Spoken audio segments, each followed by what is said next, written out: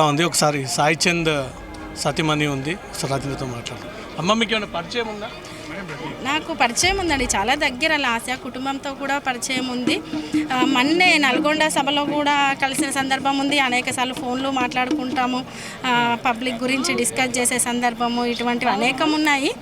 అసలు లాస్యకి ఇలా జరగడం అనేది చాలా బాధాకరం అండి. అంటే యంగెస్ట్ ప్రజానాయకురాలు సాయన్న బాటలో నడిచి ప్రజల మెప్పు పొంది ఈరోజు ఎమ్మెల్యేగా అయ్యి, సాయన్న చనిపోయి కూడా జస్ట్ సంవత్సర కాలమే అవుతుంది. వెంటనే అనుకోని సంఘటన కాలం పగబట్టినట్టే చేసింది.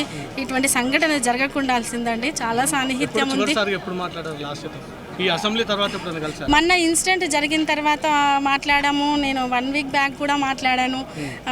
ఇంటికి రండక్క అని ఇన్వైట్ చేసింది ఉంది. తను కూడా ఇంటికి వస్తాను, కొంచెం కాన్స్టిట్యున్సీలో అవి ఇవి పనులు ఉన్నాయి, ఒక వారం రోజుల్లో వీలు చూసుకొని ఇంటికి వస్తాను అని కూడా మాట్లాడిన సందర్భం ఉంది. పొలిటికల్ పక్కన పెడితే ఆమెకు మీకు పర్సనల్గా పరిచయాలు ఒక ఫ్యామిలీ లాగా అంటే పొలిటికల్గానే పరిచయం అన్నమాట. అది కుటుంబంగా దగ్గరయ్యా, ఎక్కువ దగ్గర కావడం జరిగింది. అంటే సాయి ఇన్సిడెంట్ తర్వాత నేను పబ్లిక్లోకి రావడము, లాస్య కూడా ఎమ్మెల్యేగా సాయన్న తర్వాత తను ప్రజాక్షేత్రంలో అడుగుపెట్టడము, మేము లాస్యను అనేక సందర్భాల్లో అంటే ఎలక్షన్ టైంలో కూడా లాస్య ఎలా జరుగుతుంది ఏంది ఖచ్చితంగా విన్ అవుతావు ఇలా మాట్లాడుకోవడము. తదనంతరం కొన్ని మీటింగ్స్. భవిష్యత్తు ఉన్న యువతి అనుకుంటాను, ఎందుకంటే పెళ్లి కూడా కాలేదు, చాలా భవిష్యత్తు ఉంది. ఇప్పుడిప్పుడే చిన్న వయసులో ఎమ్మెల్యే సాధించినటువంటి అమ్మాయి. సో ఏం చెప్తారు మీరు?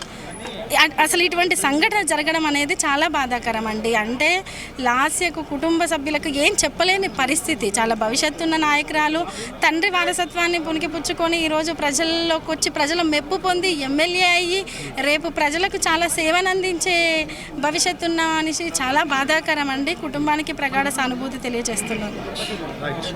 రైట్.